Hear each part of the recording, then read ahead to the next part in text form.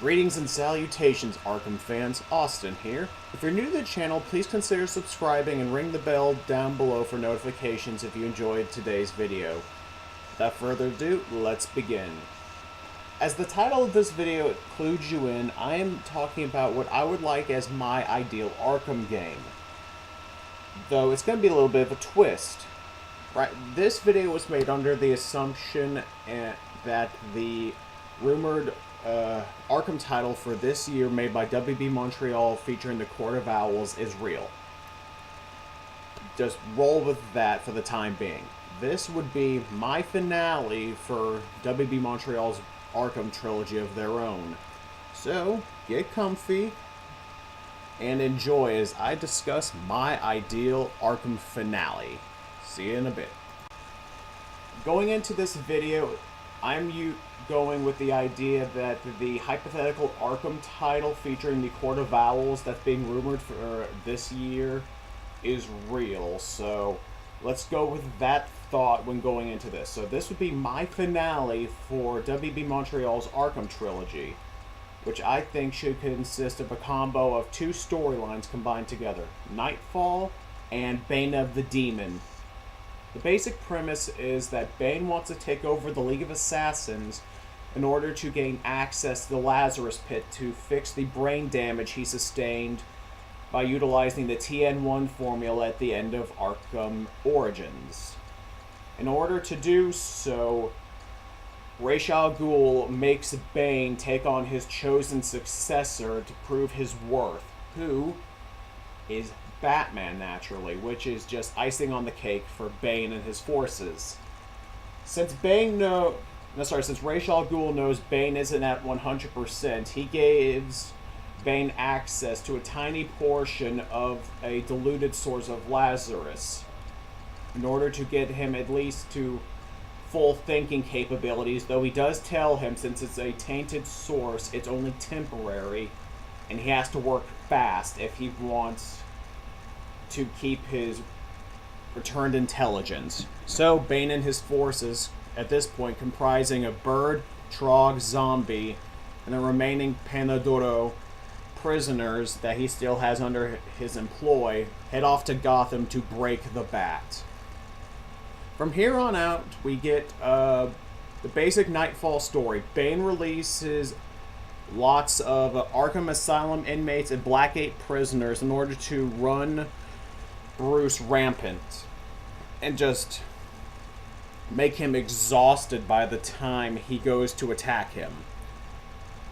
After some gameplay elements making up the first third, I'd say, maybe shorten that, Bane finally makes his move and attacks Bruce while he's exhausted.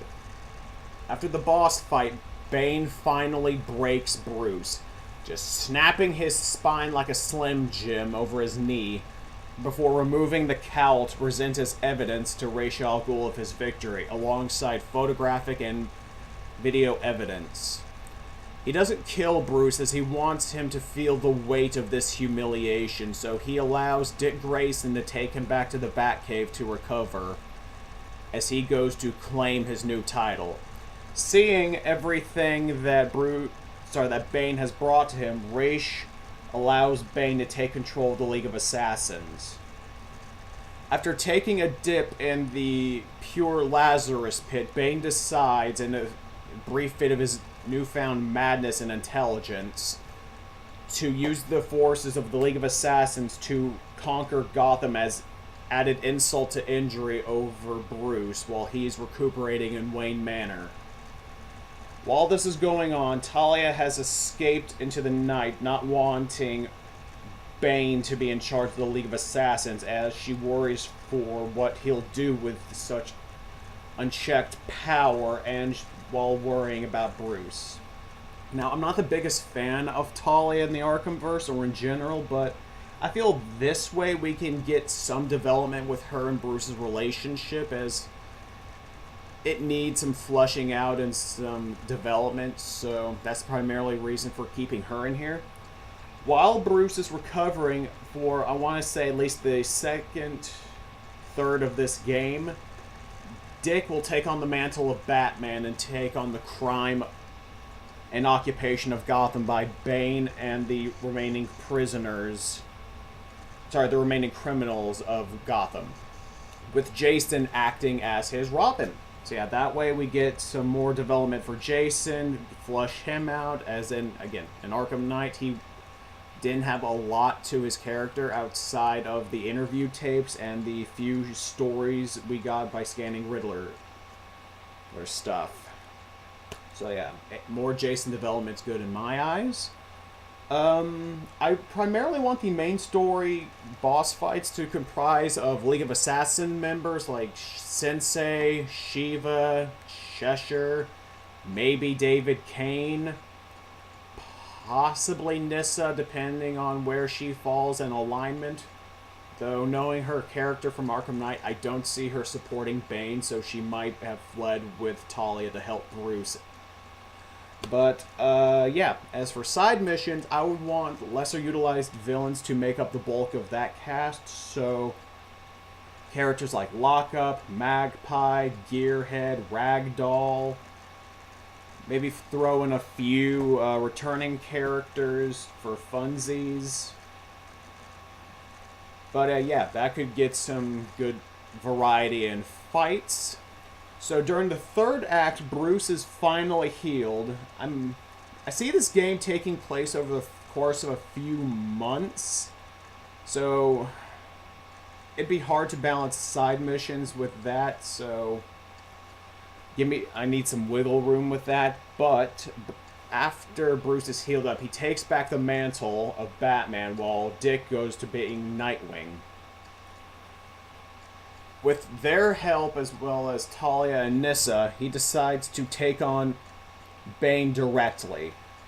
After defeating him, Ra's takes control of the League of Assassins once more, though not before trying to convince Bruce to kill Bane and fulfill his destiny as the new Ra's al Ghul, which Bruce naturally declines doing so. Disappointed, Ra's leaves with his forces, though not before Talia sneaks a kiss on Bruce.